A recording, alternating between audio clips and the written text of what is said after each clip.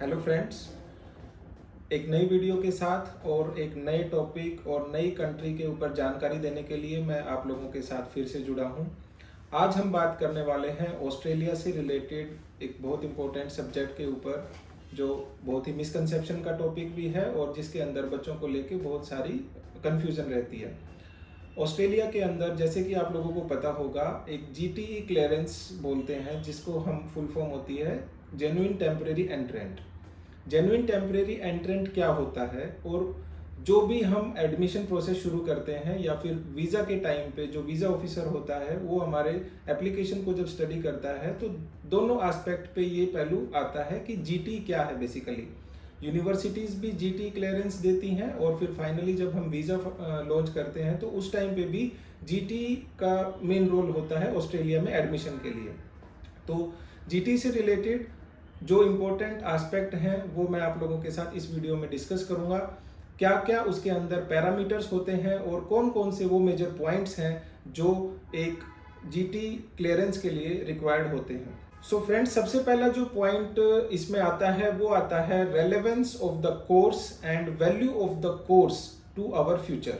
जो भी हम कोर्स के अंदर एडमिशन लेते हैं वो कोर्स हमारे स्टडी के बैकग्राउंड से या हमारे एक्सपीरियंस से कैसे मैच करता है और वो हमारे आगे करियर को कैसे एनहांसमेंट में हेल्प करेगा, उस सेंस में वीज़ा ऑफिसर भी और यूनिवर्सिटीज़ भी ये चेक करते हैं कि क्या वो कोर्स जिसमें बच्चे ने एडमिशन का प्रोसेस शुरू किया है वो रेलेवेंट है या नहीं है। जो सेकंड इम्पोर्टेंट एस्पेक्ट जीटी का है वो बेसिकली है economic situation of the student in his और हर होम कंट्री, जिसको हम टेक्निकली बोलते हैं एक फाइनेंशियल मैट्रिक्स है ऑस्ट्रेलिया के अंदर। बेसिकली स्टूडेंट का अपने होम कंट्री के अंदर क्या फाइनेंशियल बैकग्राउंड है, उसके पास कितनी सेविंग्स हैं और वो किस तरह से अपने फंड्स को दिखाएगा, वो होती है उसकी फाइनेंशियल कंडीशन इन हिज और हर home country.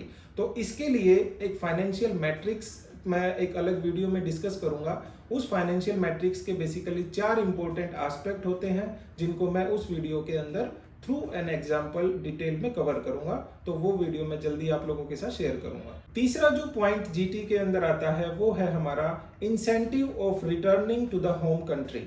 Incentive of returning to the home country का मतलब है उस स्टूडेंट की अपनी होम कंट्री के साथ कितनी स्ट्रॉन्ग टाइज हैं, वो अपनी स्टडी कंप्लीट करने के बाद अपनी होम कंट्री में क्यों आएगा।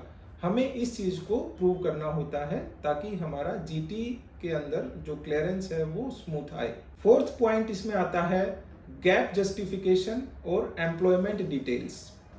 फॉर एग्जाम्पल, अगर कोई बच्चा 12th पास आउट है, अगर हम करंट इनटेक की बात करें, जो नियरेस्ट इनटेक है ऑस्ट्रेलिया में वो फरवरी 2023 का इनटेक अभी ओपन है, तो वो बच्चे जो 22 में पास आउट हुए हैं या फिर 21 में पास आउट हुए हैं, वो बच्चे ही 12th के बाद एलिजिबल हैं ऑस्ट्रेलिया में एडमिशन लेने के लिए। और वो बच्चे जो ग्रेजुएट हैं उनके पास अगर एम्प्लॉयमेंट से रिलेटेड या उनका जो भी गैप है आफ्टर ग्रेजुएशन उसकी प्रॉपर जस्टिफिकेशन है, तो वो बच्चे पोस्ट ग्रेजुएट स्टडीज के लिए एलिजिबल हैं। तो हमारे पास प्रॉपर गैप जस्टिफिकेशन है और एम्प्लॉयमेंट की डिटेल्स हैं। That is another significant factor for our GT clearance. Fifth point related to this particular topic is the immigration history of the student. अगर बच्चे का कोई प्रीवियस रिफ्यूजल है किसी और कंट्री से तो वो उसको मेंशन करना होता है। अगर बच्चे की कोई भी ट्रैवल हिस्ट्री है चाहे ऑस्ट्रेलिया में या किसी भी और कंट्री के अंदर, तो वो इमिग्रेशन हिस्ट्री उसको मेंशन करनी होती है। अगर कोई स्टूडेंट मैरिड है तो उसका मैरिटल स्टेटस भी एक इम्पोर्टेंट एस्पेक्ट आता है जीटी क्लियरेंस के लिए। उसको शो करना पड़ता है कि वो और उसके स्पाउस अगर दोनों साथ में अपनी एप्लीकेशन फाइल करते हैं तो उस हिसाब से उनके जो फंड्स की रिक्वायरमेंट है वो क्या रहेगी और कितनी रहेगी, वो अगेन मैं उस फाइनेंशियल मैट्रिक्स में आप लोगों के साथ डिस्कस करूंगा। और अगर किसी का बच्चा है, कोई हस्बैंड वाइफ है, उनका एक छोटा बच्चा भी है या 2 बच्चे भी हैं, तो अकॉर्डिंगली उनको फंड शो करने पड़ते हैं।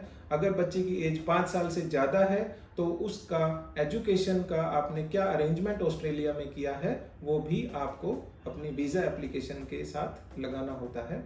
Last and the most significant point related to GT clearance is the potential situation of the student in Australia.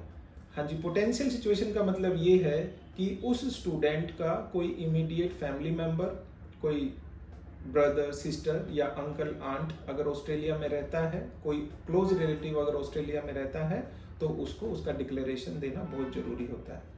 तो ठीक है फ्रेंड्स, ये कुछ इंपॉर्टेंट पॉइंट्स थे जीटी से रिलेटेड, जिसके अंदर सबसे इंपॉर्टेंट जो पॉइंट है वो है हमारा relevance of the course and the financial condition in the country. तो financial condition in the country के ऊपर मैं जैसे पहले बता चुका हूँ, एक वीडियो में जल्दी आप लोगों के साथ शेयर करूंगा।